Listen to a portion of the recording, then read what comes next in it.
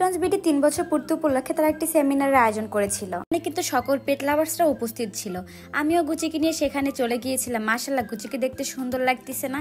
গুচির এই সুন্দর শাড়িটি আমি নিয়েছিলাম হ্যান্ডক্রাফটস ওয়ার্ল্ড থেকে।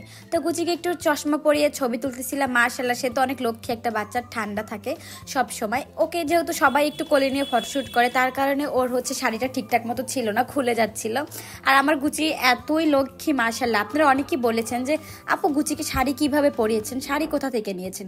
গুচির শাড়িটা আমি হ্যান্ডক্রাফটস ওয়ার্ল্ড থেকে নিয়েছি। আর গুচির এই শাড়িটা একদম রেডিমেড শাড়ি, তার কারণে গুচির এই শাড়িটা খুলতেছিল না।